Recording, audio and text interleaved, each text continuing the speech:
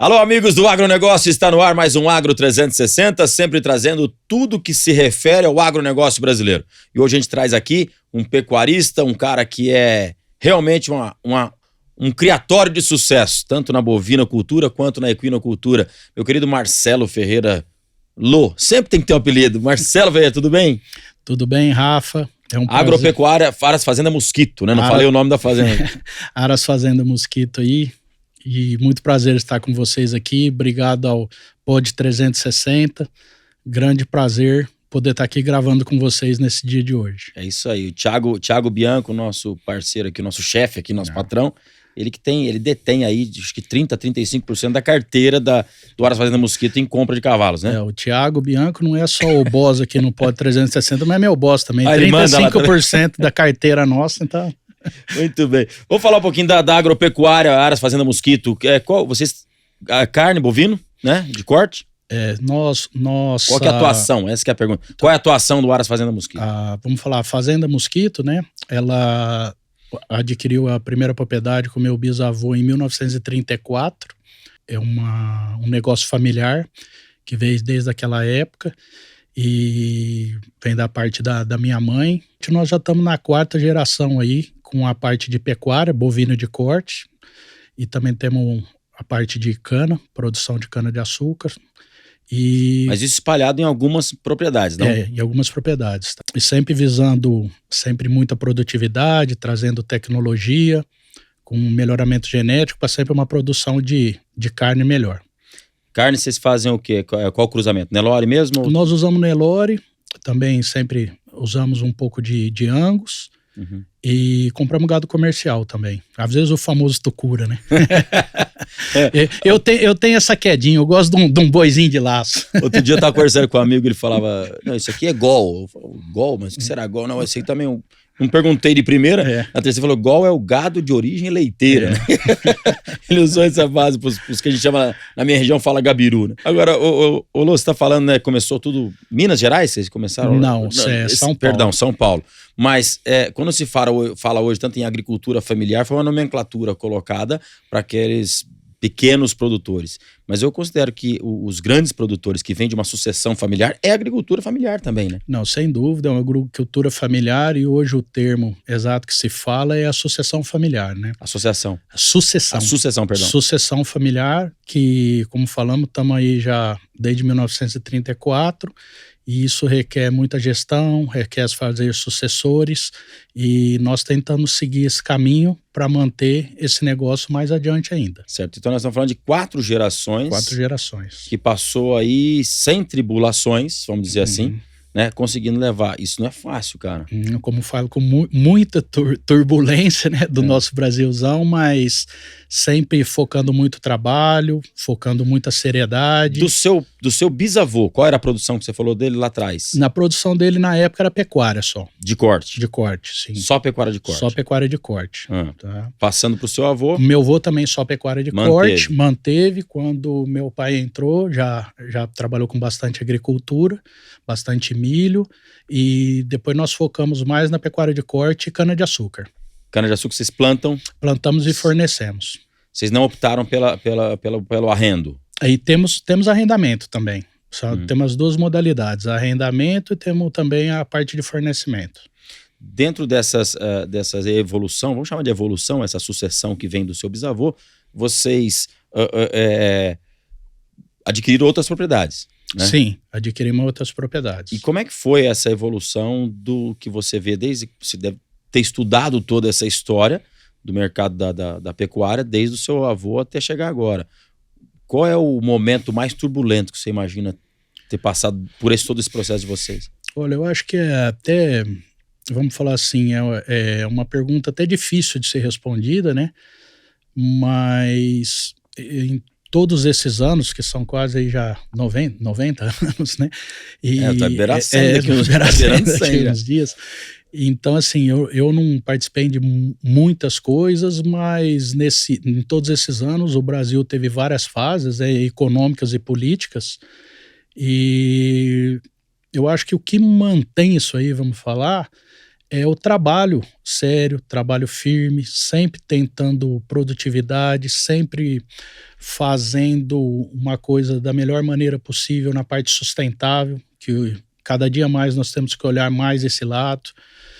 E olhando para frente, as tendências que tem, desde, vamos falar, desse começo, o que foi passando, e a gente tenta olhar, vamos falar assim, as pistas, os indicadores do que tem para frente, o que tem por vir, que ninguém tem bola de cristal, mas a gente tenta trabalhar focando sempre melhorar dentro do nosso negócio.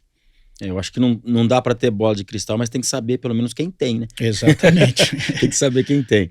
Agora, aí. a sua família, se tratando de uma única organização, né, ela passou por muitas crises, se for pensar bem. 1930 e pouco. 1934 foi 34. A escritura mesmo de compra. Então nós estamos falando aí de passamos pela Segunda Guerra Mundial, passou por muitas crises, governo militar, fala-se, né? Ditadura, que não sei se era bem uma ditadura, mas enfim, não vamos entrar em política aqui não. Mas passou por muitas crises. E talvez o mais desafiador delas é levar essa sucessão para frente como vocês levaram. Não, sem dúvida. E dentro desse segmento, vamos falar assim, cada ano que passa, cada geração que passa, a gente vê que as margens de lucro vêm se estreitando. Então, cada vez mais, você tem que produzir, ser mais eficiente na sua produção, independente do negócio, qual que seja agricultura, pecuária, tudo. Você tem que cada vez ser mais eficiente na sua produção para continuar no segmento. E você tem dados lá de trás de números de produção por hectare, por alqueire, números de cabeça, tem algumas coisas que vocês têm lá de trás para ter comparando? Mudou muito, né? Muito, né? Muito. É muito diferente. Evolução genética, né? A maneira que, vamos falar, a maneira que formava as fazendas, que se dividia pasto, aguada, suplementação, medicamentos é muito diferente, qualidade genética do gado. Então são vários fatores que mudaram todos esses anos que você tem que estar se aprimorando. Então são muitos fatores. Né?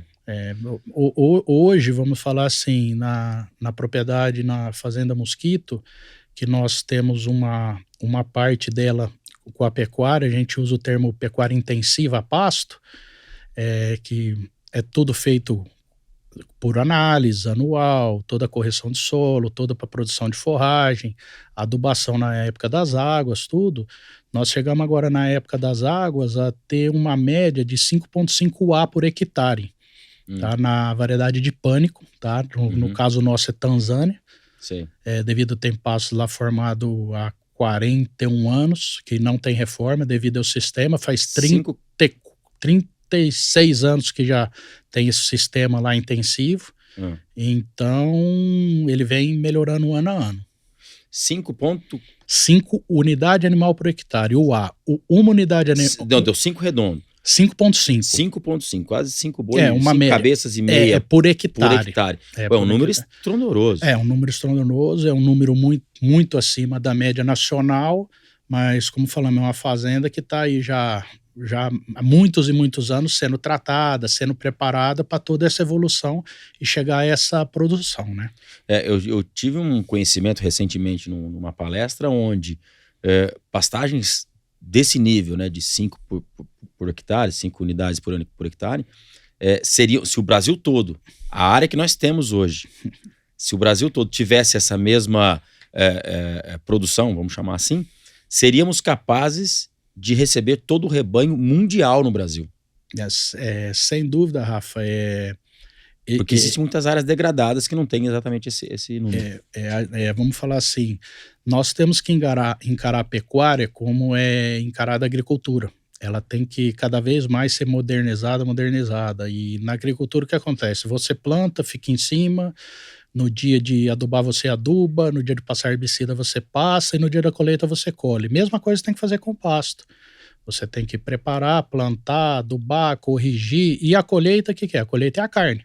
Entendeu? A colheita nossa é a carne. Então você tem que colocar, através daí de um bom manejo, de toda uma qualidade genética, a sua taxa de lotação sempre está se adequando, No caso, nós estamos falando em época das águas, né? Claro. Que essa taxa de lotação é na época das águas. Na época da seca, nós temos que tirar 70% dessa taxa de lotação, porque não tem a produção de forragem que tem, devido ao clima, devido às chuvas, devido a fotoperíodo e devido à temperatura. Então, nós temos que tirar e daí destinar isso à terminação, a confinamento, a outra propriedade, a boitel. Aí cada um tem uma maneira de, vamos falar, desfrutar, abre um leque de negócio dentro da pecuária.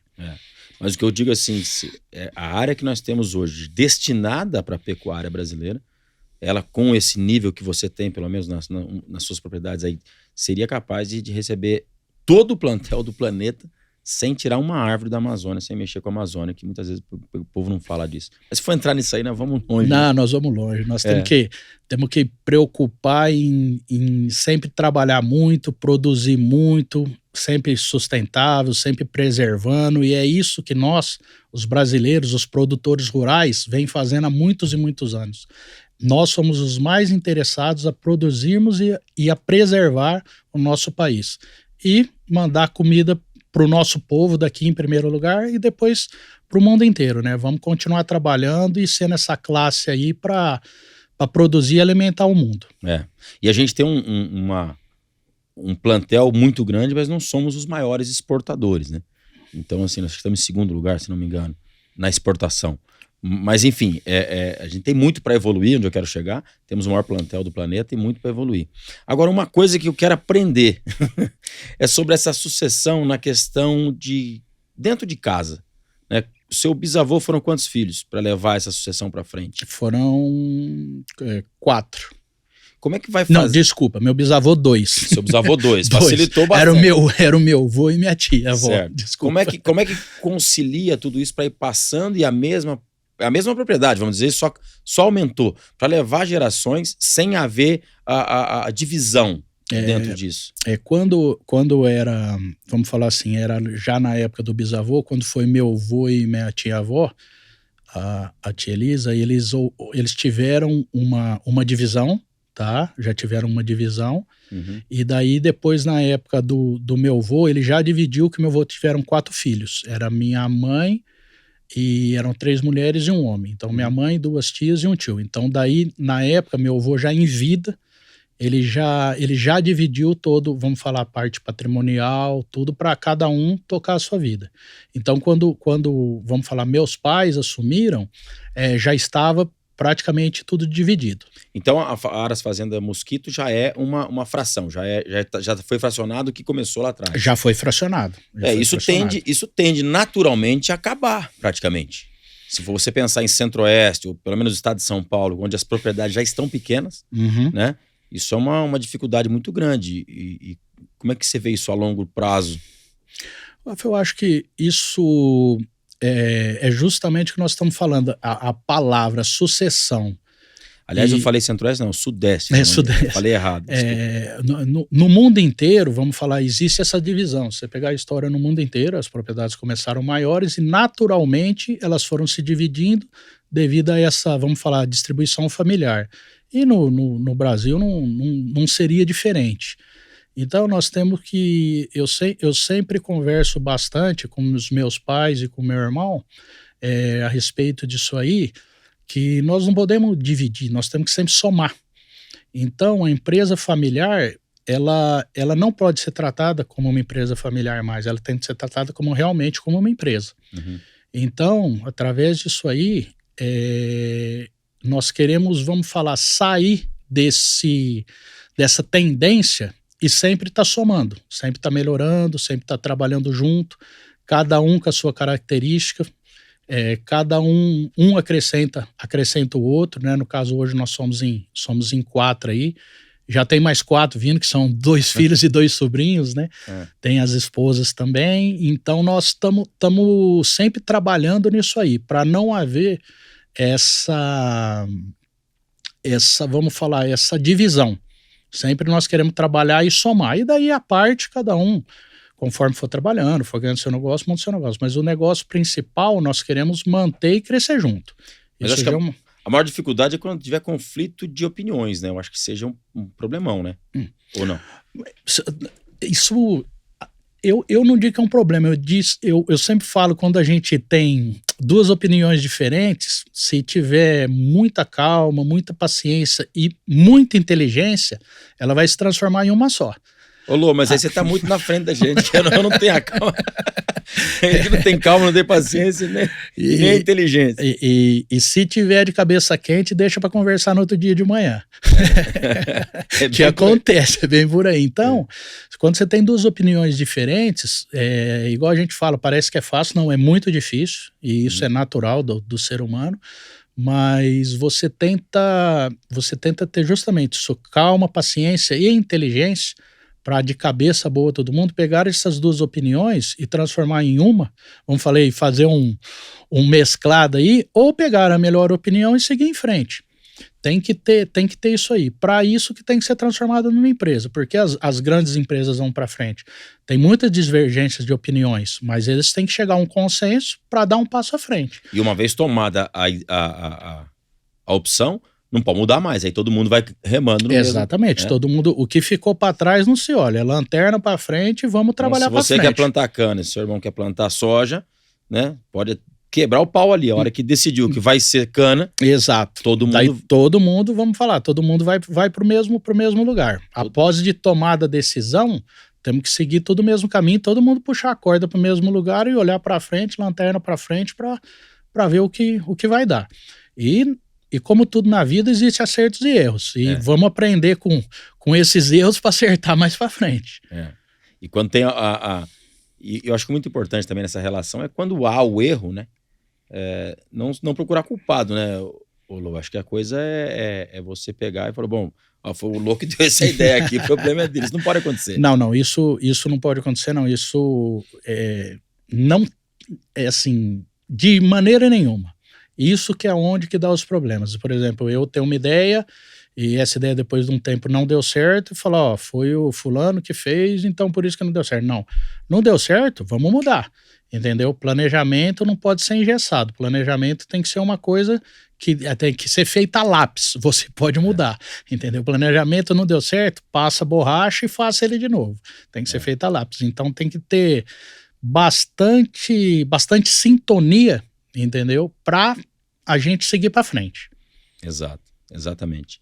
Bom, e aí, estamos falando muito aqui da parte de sucessão e tudo mais, mas e a equinocultura, como é que entrou na história do Aras Fazenda Mosquito? Essa é a paixão, né, da turma toda lá. Todo mundo envolvido, né? Todo mundo é envolvido e todo mundo gosta. Meu irmão fica mais na parte de pecuária. Mas os meus sobrinhos já gostam também, então vamos falar, tá no sangue, tá no DNA já da família aí. A parte da equinocultura sempre teve na fazenda, meu avô tinha éguas, tudo, mas quando... Que raça que ele tinha lá atrás?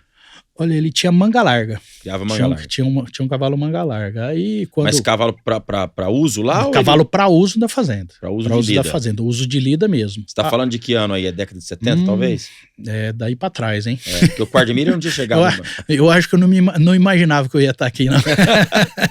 É bem pra trás. Né? Mas bem, aí não era criação de equinos, era só pra uso. Não, era só criação para cavalo de lida de campo mesmo, tá? Só criação para lida de cavalo de campo.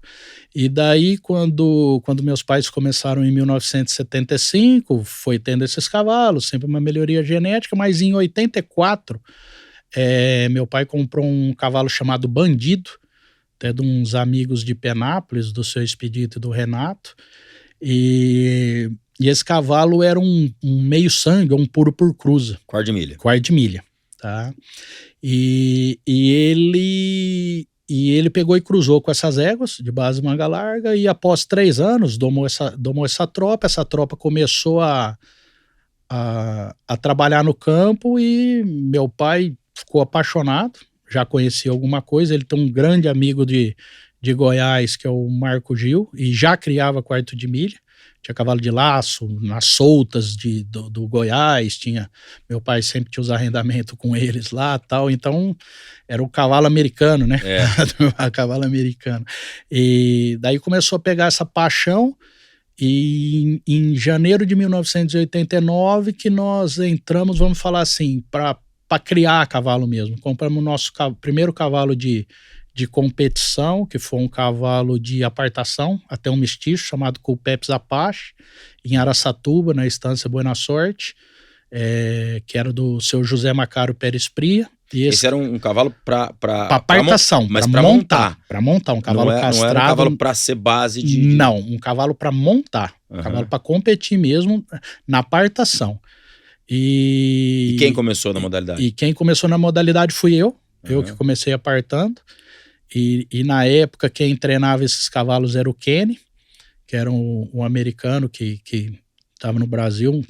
Ele está aqui no Brasil ainda? O Kenny não. Kenny Naughton, né? Kenny Naughton. Está nos Estados Unidos. Então aprendi, minha base começou com ele. E a Estância Boa Sorte era o seu Macário. Hoje ainda tá com o Juan. Continuamos tendo cavalo com eles lá na apartação. Criou-se uma amizade que... Tem que trazer o Juan aqui também, precisamos trazer o Juan, que além da ali Juan, também né? tem a sucessão, tá acontecendo lá também, tá acontecendo lá na parte de equino, todos eles também são que trouxeram muita genética boa pro Brasil, e principalmente na modalidade de apartação. Agora, esse cavalo que você comprou deles já vinha Não, era importado deles ou era já... Esse cavalo era cria deles, mas esse cavalo era do Adriano Carani, que faz muito ranchote em Pena de Araçatuba. O Adriano apartava na época, daí nós compramos esse cavalo dele para mim apartar.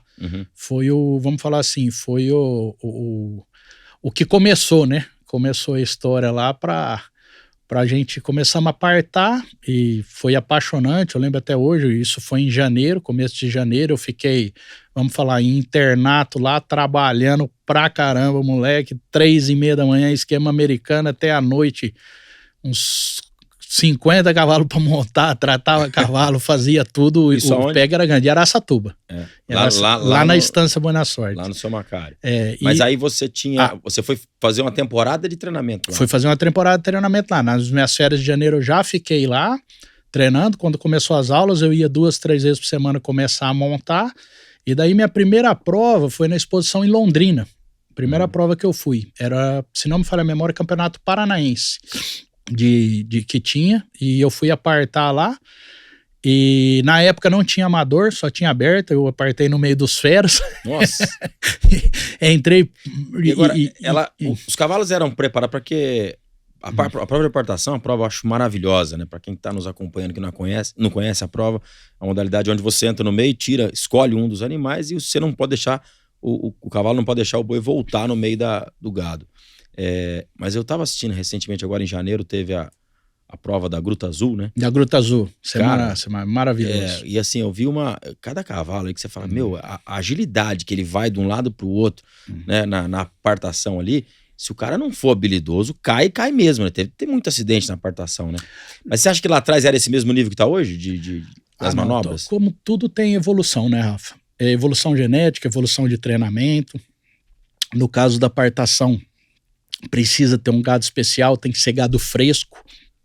Então também tem evolução nisso aí. O gado fresco, você fala o gado que não pode ser apartado muitas vezes, né? Não, o gado fresco, o gado de apartação para a prova, ele não pode ter sido usado para nada. Ele tem que Até para treinar em casa? Não, para treinar em casa você pode usar o gado treinado. Na prova treinado. Eu sei que o gado tem que ser virgem. Nunca pode, o gado tem virgem, a gente fala gado fresco. Fresco, Nunca pode ter sido apartado. Agora não, para treinamento não. Para treinamento você usa gado, vamos falar, gado usado já.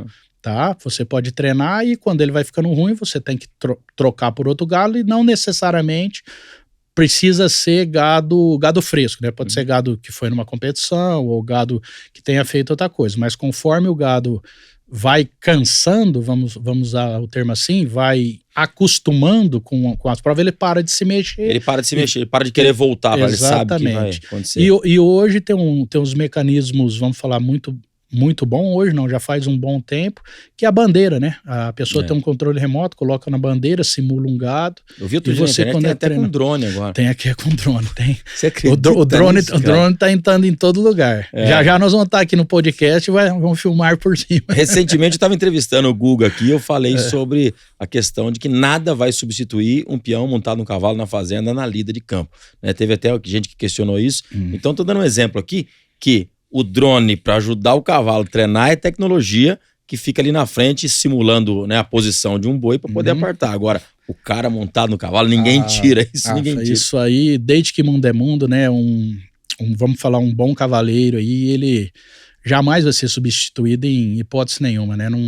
Eu não vejo como isso aí, não tem jeito. Como um ferrador. Como ferrador. O ferrador nunca, ninguém vai conseguir arrumar uma máquina que vai ferrar um cavalo. Exatamente. Não tem como, não existe possibilidade nenhuma. Não existe possibilidade. Bom, pelo menos aos meus olhos não vejo, cara. Desde que mundo é mundo, né? A gente vê aqueles filmes de época, o ferrador é uma profissão de quantos mil anos, né? Se tem uma profissão aí que é mais antiga de todos, eu acho que o ferrador de cavalo é mais antigo, viu? Pelo menos nos filmes mostra que sim. Porque... Vamos lá, mas aí você começou nessa prova lá em Londrina e tal? Aí a gente se apaixonou e já em seguida já compramos outros cavalos. Tudo na apartação. Tudo na apartação. Quantas modalidades compõem a raça quarto de milha? Hoje, 23 modalidades. 23? 23 modalidades. 20. Não, 23 modalidades, tá? 23 são... Sendo que a corrida, a vaquejada, o laço comprido técnico e o laço comprido armada não são feitos dentro dos 3 grandes eventos oficiais. A vaquejada vamos falar, é Nordeste, bem focada. O laço comprido é mais Sul, Mato Grosso do Sul, e a corrida são nos Jockeys Clubes. Como base, vamos falar Sorocaba aí, né? Tá? Então, são as 3 modalidades. E 20 modalidades dentro dos vamos falar, dos eventos, que são o Congresso, o Nacional, o Potro Futuro e Copa dos Campeões. Sendo que essas outras modalidades, o laço comprido, a vaquejada, também tem, vamos falar, Congresso Nacional, Potro Futuro e Copa. A corrida tem os critérios de competição deles, tá? Que é o mesmo do PSI, que é do Pulsar Inglês. Tem o Challenge, tem o Potro Futuro, tem os GPs, então eles têm o calendário deles, tá? Específico para os cavalos de corrida, que é uma modalidade fantástica corrida também. Eu tive contato só com o PSI quando eu tive a oportunidade de morar fora. Eu morei em Lexington, no Kentucky, e é o berço do PSI. Eu fui ver umas corridas lá, depois não tinha acompanhado mais. Quando eu tive a oportunidade de estar na BQM, fui várias vezes no jockey. Maravilhoso. Né? Não, o cavalo de corrida é maravilhoso. É a base nossa, né? Vamos falar, a base do quarto de milha é o cavalo de corrida. O nome quarto de milha vem de um quarto de milha, né? De 400 metros. De 400 metros e a corrida. Então, vamos falar, tudo começou aí no Velho Oeste.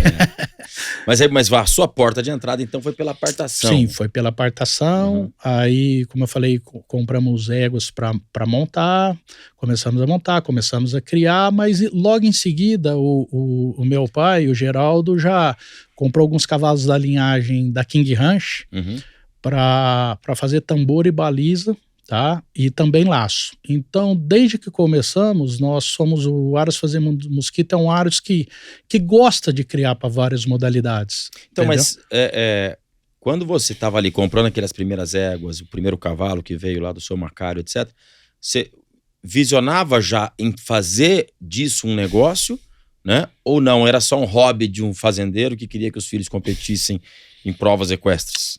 Quando começou, foi por prova e por opção, tá? Por hobby. Por hobby.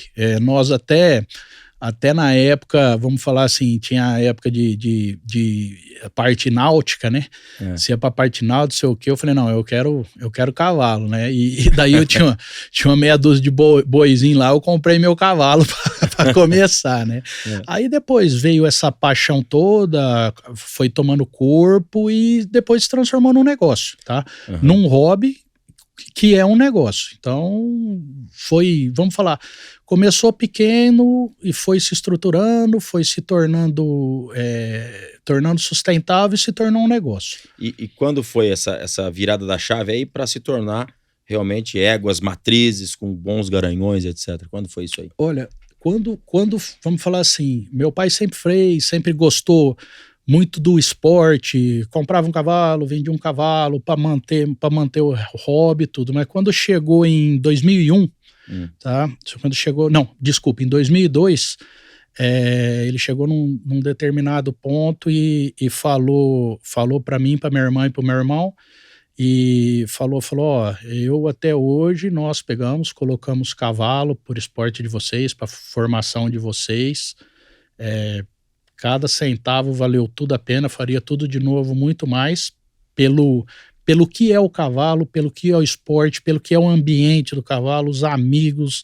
É uma coisa fantástica. Bom, eu sou suspeito de falar que é minha vida. Se eu pudesse respirar todo dia, 36 horas, se tivesse o dia 36 horas, eu respirava quarto de milha. E daí chegou nesse determinado ponto, aí eu sentei com a minha irmã, meu irmão falou, vocês decidem, eu sentei com a minha irmã e nós falamos assim, então vamos partir de outro ponto, vamos reduzir o plantel e vamos ficar realmente com coisas top de genética, do que temos pedra preciosas. E sentei com um amigo meu que tinha feito faculdade com ele, até não tá mais entre nós, que era o Guilherme Grigolin. Ele ficava em Sorocaba, passei lá com todos os papéis e daí eu passei. Ele sempre foi um grande entendedor e ele me ajudou nessa parte. De seleção? De seleção. Falou, fica com essa matriz por causa disso, fica com essa, até 100 vezes as matrizes, mais pelo papel mesmo, tá?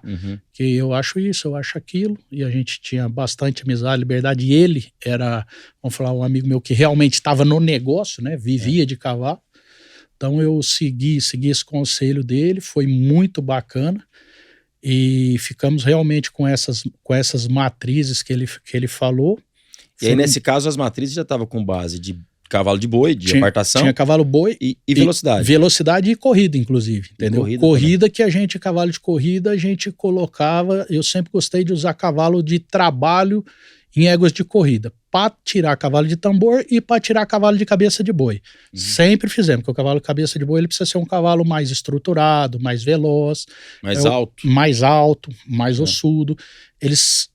Com essas linhagens até fica o cavalo um pouco mais tardio, mas são os cavalos que duram 15, 16, 17 anos aí para frente, e são os cavalos que eu gosto de laçar, sabe? Eu gosto bastante, sempre gostei dessa linhagem. Então nós ficamos com umas éguas de corrida também, focando o tambor, isso aí, e a vaquejada, porque nós sempre tivemos vamos falar assim, um comércio na vaquejada que o pessoal nordestino sempre veio buscar alguns animais aí, como eles falam, do mosquito, né? Então, fomos criando essa tradição, aí paramos, aí veio uma oportunidade maravilhosa através do Issal, um amigo de Presidente Prudente, e tinha um amigo conterrâneo, eu falo contemporâneo, desculpa, da época de faculdade, o Marcelo Iguma, que é um grande criador. Está lá no Mato Grosso do Sul. Está lá no Mato Grosso do Sul. E de importar um cavalo. E daí nós tínhamos colocado até a Miss Pep Freckles. Meu pai tinha feito uma parceria com o Dailton Marim. Na época que o Dr. Sunny Pep, eu não estava por aqui, eu estava morando fora, e tirou umas potras com o Dailton, dividiram as potras e tal, e nós ficamos com 2 potras. Eu lembro bem o nome delas, uma chamava Julia Freckles G, que era na Miss Pep Freckles, e a Jory Doc G, que era na Charlotte Doc, que era uma winning doc na Miss Parker Sun. E teve um leilão oficial da Paint Horse, e nós vendemos essas 2 potras e foi simplesmente recorde na época de preço. E através dessas 2 potras que nasceu o Highbrow Little Pistol. Verdade. junto com o Marcelo Iguma. E surgiu esse projeto que o Issal falou, o Marcelo, você conhece? Nos encontramos no Nacional da Paint, que o Marcelo sempre foi um grande criador de Paint, um grande entusiasta do Paint Horse. E sentamos lá para conversar, ele, a minha irmã e a esposa do Marcelo, a Mari, e surgiu essa ideia, e daí nós começamos a idealizar, ver linhagens que eu tava... Mas a senhora tá falando de que ano? 2002, fevereiro de 2002, isso, eu lembro bem disso aí, fevereiro de 2002.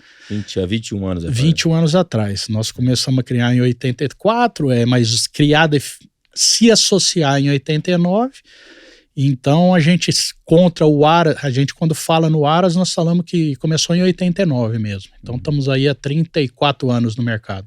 E eu lembro bem da data, é 7 de janeiro de 1989, quando eu pisei na Estância Boa Sorte, a primeira vez. Coisas marcantes na vida, né? Então E daí começamos a amadurecer essa ideia. Eu já tinha laçado bezerro bastante tempo, já tinha laçado laço em dupla, apartado, me arrisquei a fazer baliza e tambor também, mas meu corpinho é mais para tambor do que para baliza.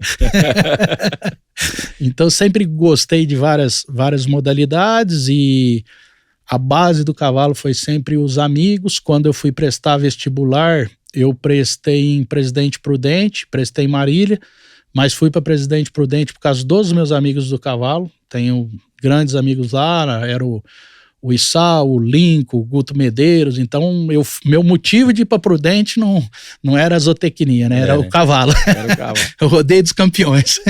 Todo mundo que eu converso aqui do mundo do cavalo sempre tem a mesma história, viu, Lô? E aquele ditado que acho que foi o seu Érico Braga, né, que falou: quando os estribos se tocam, a amizade tá selada. Isso é muito bacana. Nossa, isso é verdade. Muito bonito, né? Isso aí. E eu vejo assim, com qualquer um que eu tenho entrevistado aqui, o Aloysio, seu compadre também, né? Ele falou muito isso, sobre essa conexão de cavalo que une nas amizades, que faz o bem para as crianças, né, que estão, quando começa a montar. Isso é maravilhoso, né? Não, sem dúvida. É o que eu falo, igual nós paramos aí na parte de vestibular, eu fui para Prudente por causa do cavalo, imediatamente, nem preciso falar o tanto que eu fui bem recebido lá pelos amigos, Issal, Guto, Lincoln, a família deles, foi uma coisa fantástica. Fiz outros grandes amigos lá, e são amigos até hoje na vida, amigos, parceiros, sócios. Então já se passaram aí 30 e tantos anos e estamos falando disso aí. Foi uma fase maravilhosa na minha vida quando eu fiquei lá. Lacei bastante, eu acho que aprendi a laçar lá. fui, vamos falar assim, quase profissional mesmo. E de um determinado momento, para estudar mesmo, daí eu transferi para Marília. Agora, e daí que entrou o Aloysio. Eu fui morar na mesma república que ele, que só morava que os integrantes da república conhecessem as famílias e montasse cavalo. Então, chamava República Capim Canela. Eu cheguei a narrar você na federação, Narrou. Eu lacei na federação, quando começou, um ano eu lacei bezerro, depois eu tive problemas físicos que não consegui, e laço em dupla eu corri mais 2 anos, você narrou. Narrou. Ih, nós conhecemos faz um tempinho, Rafa. Nós dois somos velhos. Ixi, Maria. 94, 95, 96, 97. Quem viveu aquela época viveu, né? O rodeio completo. Igual é a PRCA nos Estados Unidos. A gente tinha isso aqui. Sem dúvida. Quem acha que falar um dia pode vir a PRCA para o Brasil, pode vir. Mas eu gosto de dizer que já tivemos essa experiência aqui, né? Naquela ocasião. Federação Nacional do Rodeio Completo.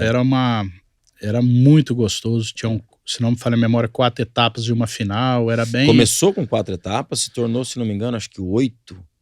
E depois os outros rodeios começaram a levar o mesmo formato, talvez não federado, né? não ligado, mas começou com Jaguariúna Americana, Prudente, Goiânia. São João da Boa Vista. Então, mas eram as 4 primeiras, que foram Jaguariúna Americana, Jaguariúna, Barretos, Prudente e Goiânia. Aí depois entrou a Americana, entrou São João da Boa Vista, entrou a Damantina, e foi entrando um monte de depois teve final em Londrina, durante a exposição, que foi maravilhosa. Foi maravilhosa aquela final. Então era bacana, né? E essas amizades, cara, que foram feitas lá atrás, eu tenho até hoje. Né? Entrevistei aqui recentemente o Cadão Viacava. Eu narrava ele correndo Budogueira. O Rogério Polizelli tá lá na Rondônia, né? O próprio Valdomiro Polizelli, que liderou isso aí. Liderou o presidente da federação, sempre encabeçando. João Sérgio, lá em Goiás. João Sérgio, pai do Juninho. A turma continua nativa aí. Mas vamos lá, Highbrow Little Pistol, primeiro cavalo, primeiro garanhão que veio à frente do Arce. Não, antes do Highbrow, nós tivemos... Mas primeiro importado. Não, antes disso nós trouxemos uma égua chamada Casey's Freckles, que veio prenha do Little Pep Sun, e nasceu Miss Pep Freckles, que é um dos carros-chefe do Aras, que até recebeu o Hall da Fama. Tá? Agora em 2023 foi indicado pela BQM, só gratidão a BQM e agradecer a Deus por ter colocado ela dentro do Aras, né? Que é uma égua ímpar aí. Todos nós... E o Hall da Fama é um título, assim, máximo, né? Para um cavalo. Estar no Hall da Fama. É assim, é a primeira vez que nós temos um animal no Hall da Fama e é mágico, é diferente. A hora que eu recebi o telefonema o Jonatas me ligou e me falou, eu fiquei muito emocionado, imediatamente fui, né, fui à casa do meu pai, nem falei por telefone, ele tinha saído do escritório, falei para ele se emocionou, minha mãe se emocionou, porque essa égua, como foi a primeira e nasceu a Miss Pepe Freckles, e ela tem uma história muito bacana dentro do Aras, uma história de superação dela. Minha mãe trabalhava no Aras na época, minha mãe que cuidou dela, do machucado que ela teve, e então depois ela se tornou aí uma égua com 1.170 pontos acima, uma égua, né? Não estamos falando de um garanhão, né? Eu acho que no Brasil tem 18 ou 19 éguas com mais de 1.000 pontos nesse universo só. Quantos cavalos nós temos no Brasil hoje? Quarto de milha? Eu acho que são mais de 500 mil no Studbook, tá? E então você pega num universo desse só ter 19 indivíduos, né, fêmeas, e garanhões são se não me falha a memória, 130 e poucos garanhões acima de 1.000 pontos só. De 1.000 pontos. Então é um número, assim, é bem grande, ainda mais para uma matriz, né? E como o quarto de milha, vamos falar... Ela veio no ventre? Ela veio no ventre. Ela veio, a mãe dela veio... A mãe dela veio, prenha dela, a mãe dela foi era uma égua Freckles Playboy em Cutterbill, uma linhagem super antiga. Na época ela foi campeã texana de apartação, ganhou mais de $30 mil. Uma égua palomina muito, muito, muito bonita. E pariu a Miss Pepe Freckles, só que infelizmente nós perdemos ela na outra prenhez, até parindo do Inindoc, que foi o primeiro garanhão que meu pai trouxe. Tá? O Inindoc era um condomínio que era do senhor Macário, do seu Evaldo Araújo, do seu Renato Prata e do Geraldo Ferreira. Então foi um dos bons cavalos aí que vieram para o Brasil na época. Até hoje, vamos falar, a genética dele, do Inindoc, tá aí ainda, entendeu? Então, foi um grande cavalo como competidor e produtor. Tem matrizes dele nos Estados Unidos que já produziram aí, se não me falha a memória, mais de 400 a 500 mil dólares. Uma égua até chama Annie Prayer. Então, tive a oportunidade de ver os filhos dela trabalharem nos Estados Unidos, nos futuros. E ele é um grande cavalo que tivemos a oportunidade de ter também, mas desapareceu cedo aí com 3 gerações. Então, deixou pouco no Brasil. E pós isso, na King Ranch, tinham 3 cavalos bases, que eram o Dansboy Skip, o Filas Ambassador e o Zorreiro. E o meu... Esses 3, você considera, foram a base do cavalo de trabalho, né? De trabalho. No caso, o Filas, o Dansboy, todos tinham muita linhagem de corrida, né? Mas, inclusive, o Filas, eu acho que ele correu, tá? Se não me falha a memória, tá? E esses cavalos foram base da King Ranch e base do Brasil também, né? Até hoje se fala neles. E para montar uma base forte no Aras Fazenda Mosquito, o meu pai comprou um cavalo chamado Flash Skip KRB, que era Dansboy Skip numa égua chamada Ultra Flash KRB. Comprou o Blackout KRB, que era filho do Filas Ambassador na Senhora SKR, outra super égua também, e comprou depois o Objetivo SKR, que era o Zorreiro na Micobarra, se não me falha a memória. Então montou essa base King Ranch com a base de apartação, justamente para fazer o cruzamento aí dessas linhagens que a gente sempre acreditou. Agora, a base do quarto de milha que veio através da King Ranch, ela foi uma importação, né? Mas ficou um bom tempo sem ninguém importar cavalo de lá para cá. Foi ou não foi? Ou não? Manteve assim, em alguns momentos teve importação? Teve as fases, né, de maior importação, menor importação, mas poucos anos sem trazer. Tiveram momentos econômicos que vieram mais e vieram menos, né? Aí eu acho que nessa década de Depois, acredito que depois de 92, 93, deu uma diminuída bem grande nisso aí. Depois ela retomou, vamos falar aí, nos anos 2000, aí ela retomou de novo. Foi quando chega o Highbrow. Foi quando chegou o Highbrow. O Highbrow, vamos falar assim, tinha vindo potros, que foi o Pepto Red Boy e não tô lembrando do outro garanhão, do seu Fábio Pozzi, que trouxeram, e começou a vir, o professor Carbonari sempre trazia alguma coisa, então começaram a vir, e daí nós, vamos falar, 2 criadores bem jovens, né, eu e o Marcelo Iguma, trouxemos o Highbrow, entendeu? Escolhemos a linhagem dele lá, na época a irmã dele tinha acabado de ser tríplice coroada, Chiquita Pisto, então nós resolvemos trazer ele, atraiu muito esse potro. O Loli, que sempre participou também aí da nossa criação, foi lá ver esse potro e gostou do tipo dele, trouxe para cá. E ele já ganhou 6 awards, né? 6 awards. 6 awards de laço, entendeu? 6 awards de laço. Quando ele chegou, nós montamos um projeto muito bacana para ele, foi muito bem aceito no Brasil. E na primeira geração dele, ele deu vários campeões aí de potro futuro, de tudo. E deu de laço cabeça, de laço pé, deu de rédeas, workhorse, timpene, de baliza. Baliza, tambor.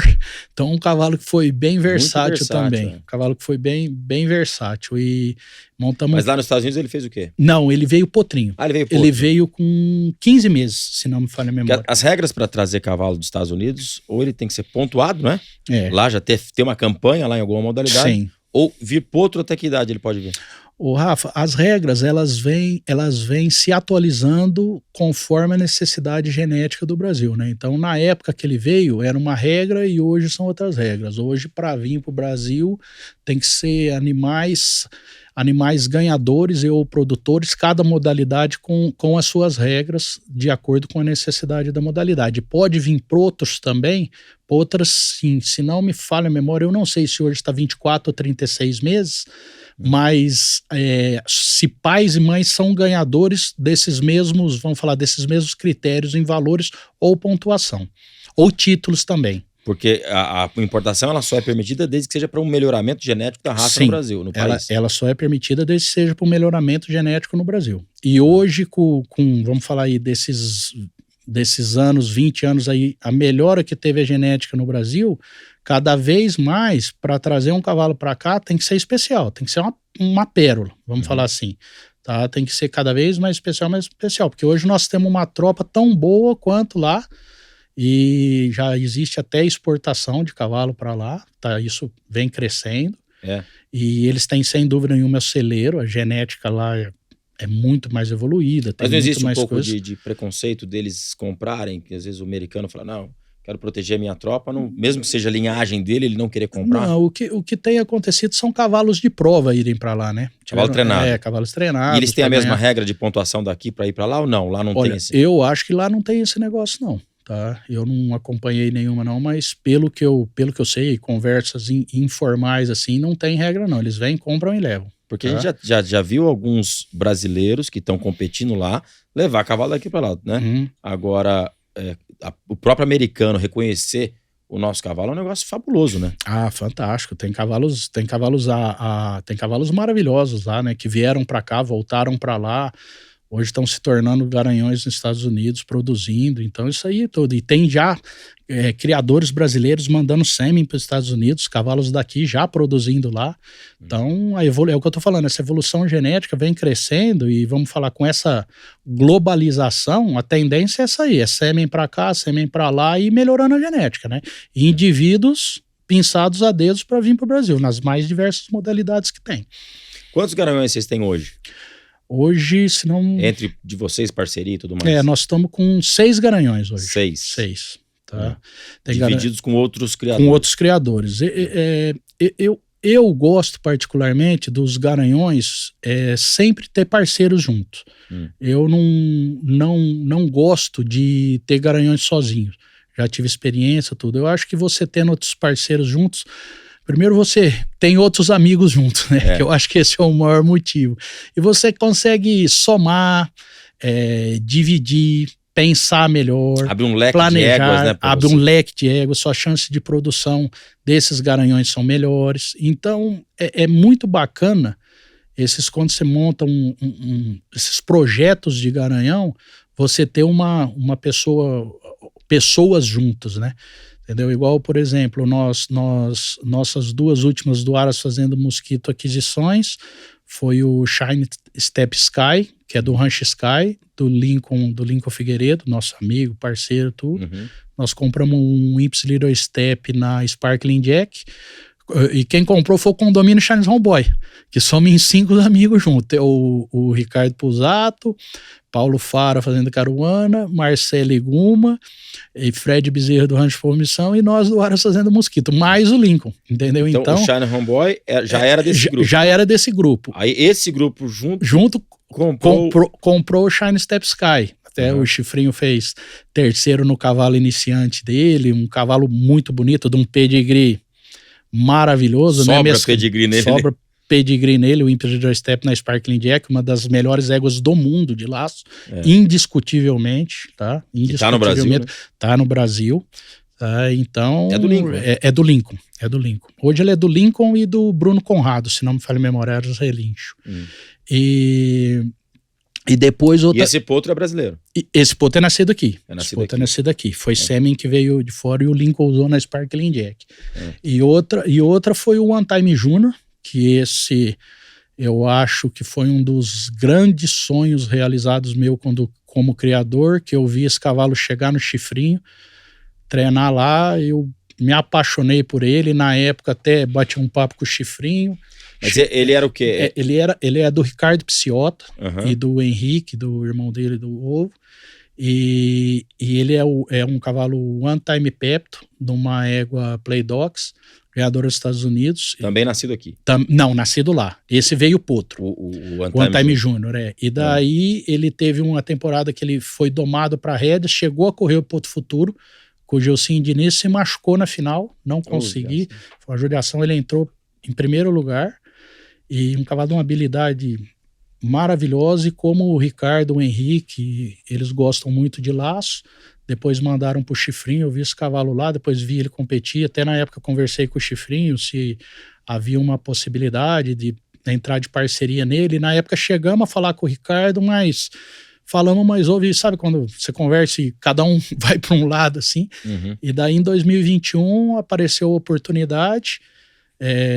O Guga falou comigo e falou: o Ricardo tá precisando de um parceiro, tá querendo um parceiro, falou de você, e a gente não se conhecia pessoalmente, temos grandes amigos em comuns e não se conhecia, e fui lá em um dia e foi assim, uma sintonia nossa, primeiro lugar, o cavalo não tem o que falar, foi campeão, produtor, e nasceu a primeira geração agora, estamos encantados com essa geração, e eu tô falando, sempre, agora nós dois, ele me ajuda a casalar minhas éguas, que ele conhece mais o cavalo, pergunto muito pro Chifrinho que montou ele, e vamos tentando fazer, e daqui, vamos falar,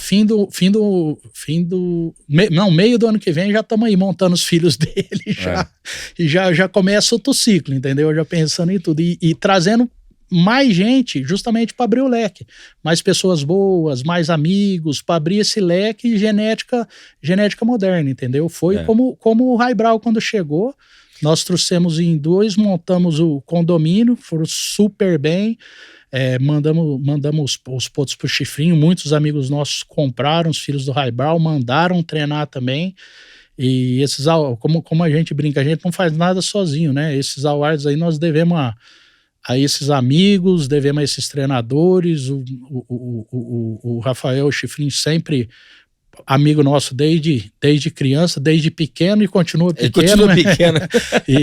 Mas muito amigo, sempre parceiro, sempre nos ajudando. Nós temos história que quando ele começou o centro de treinamento, eu falei, vai firme, meu amigo, que você vai explodir. E ele hoje é o que é, e na época eu sempre falava de genética para ele, e ele falava, pô, mas mãe e tal, hoje ele falou, você tem filho de tal égua? Você tem filho de tal égua?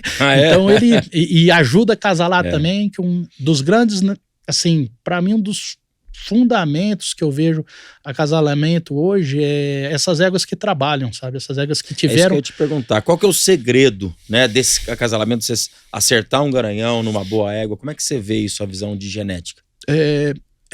Genética, vamos falar, tem as genéticas, cada uma tem uma tendência maior, hoje já muito testadas nas mais diversas modalidades, mas quando eu tento escolher, vamos falar uma égua, vamos falar de laço, tá? Para pôr um animal no laço. Se ela foi montada, competiu, ganhou prova, tudo, se torna muito mais fácil acasalar ela. Porque você vê as qualidades e você vê o que precisa de colocar para acrescentar nela. E você procura cavalos com as características para acasalar ela, entendeu?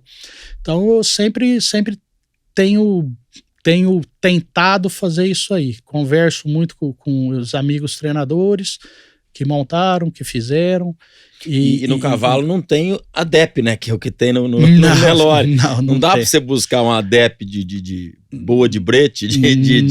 Não. É bem do treinamento, bem do indivíduo. E a mesma criação, mesma coisa quando eu ia acasalar, converso bastante com o Loli, que é um expert em acasalamento, amigo da gente, com criadores amigos, entendeu? Que tem bastante experiência. E pela nossa própria experiência, já, assim, o que eu mais gosto de fazer praticamente na minha vida é acasalar. Porque, na verdade, é um desafio você pegar, não tem uma característica, na morfologia sim, você vai querer, quero um cavalo mais comprido, mais forte e tal, você consegue, mas em características de temperamento, ou de comportamento, ou de resultado de pista, como é que você faz, né? A gente vê muita base de rédeas, mas você não tem muito vou colocar esse cavalo que ele vai produzir mais parador, esse aqui vai dar mais calmo, isso aí, como é que funciona essa questão? Então, Rafa, a gente, por exemplo, pega uma égua que ela tem o galope, vamos falar assim, um pouco mais curto, parava mais curto, tudo. Eu procuro um cavalo para ela de um galope mais solto, posicionamento de cabeça, que vamos falar, tem mais características para parar. E essas características, elas não são adquiridas através de um treinamento, de uma doma? Não, isso vem do indivíduo. Sem dúvida nenhuma, é fundamental, vamos falar, o treinamento de um modo geral, né? Desde a doma até pegar, mas vamos falar, o animal natural que você vê depois em pista, aquela natureza dele parando, dele galopando, você vê os indivíduos que se destacam com resultados em pista. Entendeu? Com resultado em pista. Então você tenta trazer isso, vamos falar, para o sonho do cruzamento, né? Porque quando a gente cruza um animal, é sonhando com o que vai nascer. E jamais eu fiz um cruzamento pensando em comércio. 100% dos meus animais eu cruzo pensando em resultado em pista. Eu acho que esse é o maior segredo do quarto de milha. Quarto de milha é cavalo de pista. Temos 23 modalidades. Se ele não der nenhuma, ele dá na outra, ele dá na outra, ele dá na outra. Por isso que às vezes eu já escutei, conversando com amigos, criadores, clientes, pô, vocês criam um cavalo de tudo, porque você não foca só numa coisa. Não, eu gosto de criar quarto de milha. E tem as fases, por exemplo, a fase que eu tô mais competindo na apartação que eu tenho 2 animal de focado em apartação, é que eu tô mais no laço, que eu tenho no laço, é que tamo com tambor, é que tamo no performance. Então, isso é cíclico, porque não é porque toda vez eu tenho 2 excelentes, vamos falar craques na apartação, 2 no laço, 2 no tambor, 2 nisso. Então, como falei, eu circulo ali em toda a pista, né? Eu gosto de estar para todo lado. Então, são fases que a própria criação dá esse direcionamento pra gente. E eu acho que o quarto de milha tem uma característica muito importante, que é a questão da liquidez que ele tem, né? É a base da raça hoje a ser usada no campo, não é? De trabalho, tô falando porque não serviu aqui na competição. Porque a gente fala de competição de alta performance, um cavalo que pode ser extraordinário para um trabalho de campo, ele pode não servir nunca para uma prova de alta performance, né? Então ele tem desova, o subproduto, vamos chamar assim, do cavalo que não serviu para um chifrinho laçar, ele tem onde colocar, não tem? Não, sem dúvida. Vamos falar, tem animais que às vezes a gente quer vamos falar para apartação, tá? Que é uma prova muito específica. tem que ter um calcêncio, uma habilidade, uma coisa fantástica. E com o nível que vem, como nós já falamos aqui hoje, vem cada vez melhorando. Ele não dá para apartação, mas ele vai dar para um run short, para um timpane, vai dar no laço comprido, vai dar no laço bezerro, vai dar no pé. Ele, em alguma modalidade, ele vai dar. Pode ser no tambor. Temos animais fechados em boi no tambor. Pô, mas ainda você faz esse cruzamento? Eu ainda faço esse cruzamento. E ainda tem resultado. E vira e mexe, aparece 1 ou 2 aí ganhando, entendeu? Então a liquidez dele de não servir como excelência em uma modalidade, outras aceitam, não precisa ser só no campo, onde eu quis dizer, né? Sem dúvida, não, e nós temos ainda que o quarto de milha, ele é um cavalo de campo, ele é um cavalo para trabalhar com gado, você entendeu? Com gado, e nós, na Fazenda Mosquito, utilizamos ele para trabalhar com gado. A maioria dos meus cavalos de laço cronômetro, eles foram cavalos de campo. E hoje eu faço questão dos cavalos que eu laço, eles antes terem trabalhado no mínimo 1 ano e meio, 2 anos no campo. Que eu não campo, foco, fazenda. Não, fazenda. Laçar boi no pasto. No meio da tropa, e no meio da tropa tem mula, tem burro, no meio da tropa mesmo, solta pasto. Aí a hora que eu tenho essa necessidade aqui, que eu comercializei um animal, que eu levei outro, que um animal meu, vamos falar, chegou numa determinada idade, eu vou lá e busco outro. Tô toda semana trabalhando lá, então sempre eu tô monitorando os cavalos. O temperamento dele deve ser maravilhoso, né? Eu desconheço alguma coisa melhor para um cavalo de laço. Estou falando de laço, cronômetro mesmo, de laço e até de técnico. Você domar um cavalo cedo, mandar uns 6 meses, 8 meses lá, depois você trazer, preparar ele e levar para um ponto futuro. Temperamento Isso muda. Não atrasa um pouco o treinamento? Porque o ponto futuro é uma prova que ele tem que estar com 4 anos, né? Então, portanto, você antecipou um pouquinho a doma do que era lá atrás, antigamente. Então, hoje a gente doma com 2 anos. 2 anos. Para ele entrar em treinamento. Ou seja, temos 2 anos para treinar um cavalo, ele completou 2. 2 de treinamento para ele correr com 4 anos lá. Isso aí, esse levar para o campo que você faz, não atrasa o treinamento pré-ponto do futuro ali? Ô Rafa, são linhas a seguir. Sem dúvida nenhuma, se ele ficar, vamos falar, esses 2 anos direto na mão do domador e do treinador, ele pode sair na frente, mas tem a outra contrapartida, que se eu domar ele de 4 a 6 meses, mandar ele para o campo trabalhar, mais de 6 meses, vão ficar 1 ano trabalhando no campo, 6 meses domando, 6 meses trabalhando no campo, e eu voltar, tiver 1 ano para treinar ele... Aí você vai levar no treinamento depois do campo. Depois do campo. Ele vai voltar muito mais maduro que um cavalo que só viveu dentro da pista. Que ficou 2 anos macetado. Até para a cabeça do cavalo é muito melhor o campo. Porque o trabalho no campo é passo e trote. De jeito nenhum pode dar um atropelo num boi dentro de uma fazenda. É um trabalho super focado, super pessoal treinado, então de vez em quando um galopinho. Você entendeu? Então, a hora que você chega com esse cavalo, o temperamento dele é outro temperamento. É fantástico. Entendeu? Então, o resultado que nós temos em pista desses cavalos são os melhores possíveis. Então, é uma linha de trabalho que nós temos. Entendeu? E conversando com clientes depois, com amigos, o pessoal vem gostando mais. Isso perpetua, né? Isso dentro perpetua, do cavalo. Sem dúvida. E cada vez mais, eu estou mais convencido disso aí. Essa geração desse ano... Por exemplo, eu já tô lá com de 6 a 8 machos, que eu já tô namorando ele no pé das éguas, já quero castrar, chegou 2 anos doma, já vai pra fazenda e depois eles voltam para correr prova. Entendeu? Cada vez mais eu quero fazer mais isso ainda. Eu acho que isso, dentro da minha realidade, eu acho que cada criador tem uma realidade, dentro da minha realidade é uma coisa que eu gosto e prego. Não dá para colocar isso como regra, né? Não. Porque é a sua realidade. Não, você sem dúvida. Tem a opção de levar para o campo, de trabalhar e tudo mais. E gosto, né? E gosto. É uma linha de pensamento. E tem pessoas que falam, não, ele vai domar, ele vai treinar bem focado para a rédea, depois eu vou pôr ele no boi. Como exemplo, tô pegando. E tem outros que já gostam de quebrar e pôr boi. Tem resultados também. Tem resultados também. Cada um tem uma linha de pensamento e cada um segue o seu trabalho. E todos nós temos que aprender, vamos falar, pegar uma pitadinha de cada um para tentar cada vez mais melhorar, né?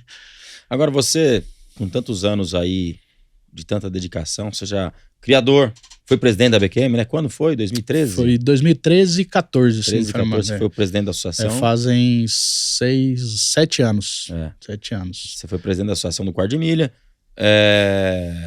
tá ligado aí a todas essas... Quantas modalidades você produz hoje? Tambor, laço cabeça, laço pé, laço comprido. Ô, Rafa... Vaquejada, ó, das 23... não sei te falar quantos produz. A gente produz quarto de milha, né?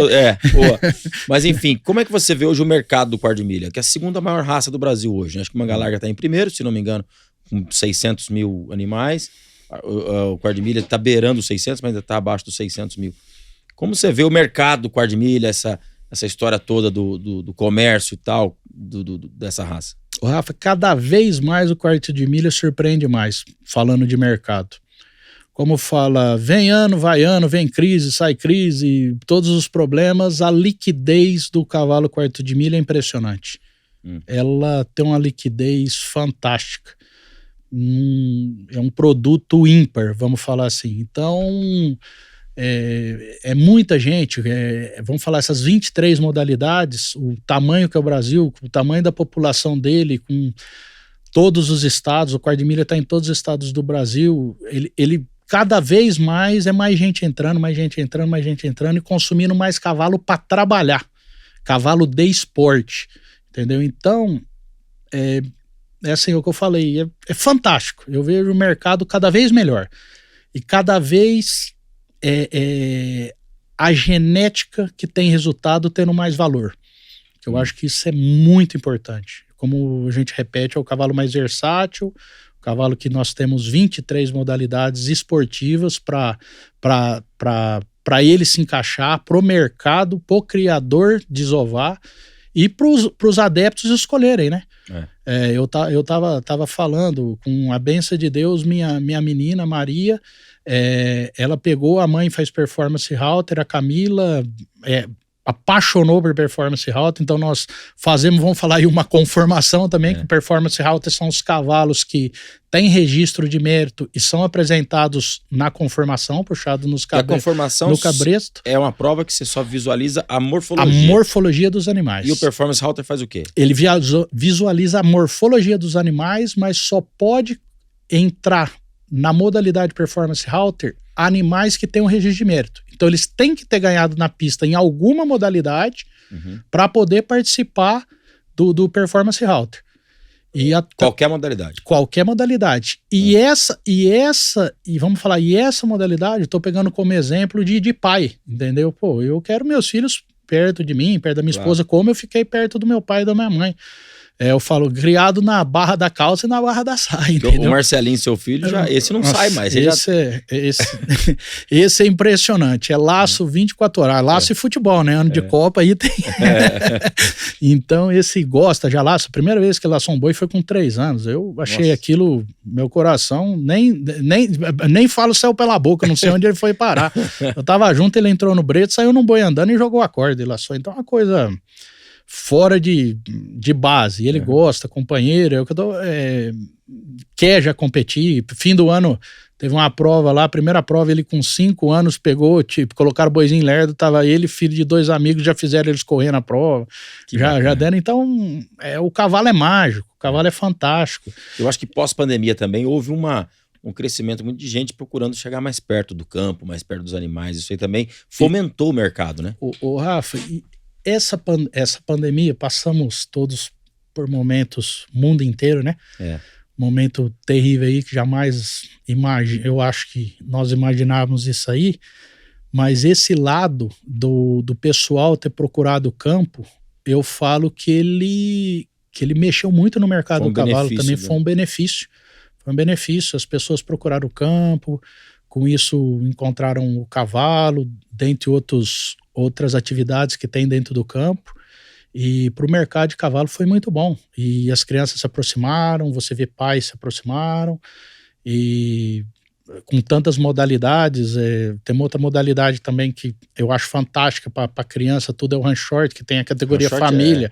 Você pode pegar seu filho, você e seu filho competir junto, vamos falar que esporte você tem a sua oportunidade e brincar ainda, tá junto com os amigos, tá junto com toda a família, pai, mãe, filhos. Então, uma prova simples de entender, mas que exige muita técnica, né? Muito conhecimento de gado, muita técnica. É uma prova que não tem risco, por ela não ser uma prova de velocidade. Então, uma pessoa que não tem tanta equitação, não monta tão bem, ela consegue competir, vai aprendendo devagar, ela que põe o ritmo. Então, são todas essas qualidades e modalidades que fomentam esse mercado. E lá atrás tinha aquele slogan do quarto de milha, né? Moeda forte. Lembra disso? Não lembro. Quarto de milha, moeda forte. Tinha um negócio desse aqui. Eu acho que manteve isso aí, né? Era a moeda forte do quarto de milha. E tem gente querendo entrar na modalidade. O que você fala para quem quer ser um criador de quarto de milha? Tem que entrar. Vamos falar, como nós estamos falando, o bom cavalo ele tem liquidez, né, nas mais diversas modalidades. Então, você criando certo, você montando um projeto, sendo muito bem orientado, tudo, é um negócio também. Então dá para você, como eu sempre brinquei, né? Dá para você se divertir, ir com a família toda, passar fins de semanas maravilhosos e ainda ganhar um troquinho. Olha aí, não tem coisa melhor. Que maravilha. Putz, Lô, quero agradecer você ter vindo aqui com a gente, tomar seu tempo aí. Aliás, essa entrevista estava marcada faz tempo, né? Ela já adiou umas 4 vezes. Teve até um temporal no meio do caminho que inundou o podcast. Verdade, aqui. tem até goteira. Mas quero te agradecer pelo tempo aí junto com a gente. Acho que foi um aprendizado maravilhoso pra gente, todo mundo aqui. Rafa, eu que tenho só a agradecer, você aí, companheiro de longa data, né? Lembramos aqui da federação. Desde federação. Agradecer ao Thiago Bianco aí. Que compra bastante cavalo seu. É o meu boss, né? A carteira dele do HFM é grande. E agradecer toda essa equipe dele. Tivemos a oportunidade de conhecer os estúdios aqui hoje. É impressionante, é um outro mundo, né? Uma outra realidade para nós. E o que eu puder colaborar com esse projeto aí do Pod 360, estou à total disposição. Parabéns, sabe que eu sou seu fã, né? Eu que sou seu fã, cara. Você me ensina todo dia. Eu vi esse Rafa nas PBR, tudo, falei, esse é o cara. Aí o dia que eu vi esse cara no leilão, eu falei, não, agora eu fiquei mais fã dele ainda. Tem uma coisa que eu acho que eu nunca te falei, eu vou falar aqui para ficar registrado em público. Mas o primeiro leilão que eu fui fazer com a Criar Leilões, e na hora que eu fiz junto com o Dudu Vaz, né? Dividimos um leilão. Na hora que eu olhei meu catálogo, tinha um animal seu pra vender, acho que era uma égua, se não me engano. Eu falei, caramba, vou vender uma égua do Lô, cara. Que responsabilidade. Fiquei com frio na barriga pra vender sua égua. Eu falei, não que não tenha responsabilidade com todos os outros, mas o seu respeito dentro do segmento. Eu falei, caramba, só falta dar uma cagada aqui na égua do Lô e ele ficar bravo comigo. Que isso, até me sinto lisonjeado por essas palavras aí. Não sabia dessa história, e eu volto a falar. Eu que falava, o cara da PBR no leilão agora sim. Estamos caminhando, estamos aprendendo. Obrigado de coração, sucesso aí, parabéns pelos títulos que você recebeu aí no Awards agora, recentemente. Deus abençoe aí, muito sucesso. Muito obrigado a todos, é um prazer novamente falar que tá aqui, e assim, oportunidade que nós temos dessa raça maravilhosa que é o Quarto de Milha, que nós vivemos, de tantos amigos, uma associação fantástica que é a BQM, uma associação forte, que tanto faz crescer aí. E quem tiver a oportunidade, quiser informação sobre Quarto de Milha, nós estamos à total disposição. Então coloca o Instagram, rede social Mosquito, aqui. É @HFM Mosquito. Estamos à disposição, quem quiser fazer perguntas, estou à total disposição para responder elas, e quem tiver a oportunidade de ir a Penápolis aí conhecer uma criação, será um prazer em recebê-los. Olha aí, então se você quiser conhecer um criador que ama de verdade, que cria com amor, HFM Mosquito. HFM Mosquito é o Aras Mosquito. Obrigado, sucesso. Abraço, Rafa, obrigado a todos aí. É isso aí. Esse foi mais um Agro 360, conversando com Marcelo Ferreira, o Lô, do Aras Fazenda Mosquito. A gente se vê no próximo podcast. Até lá.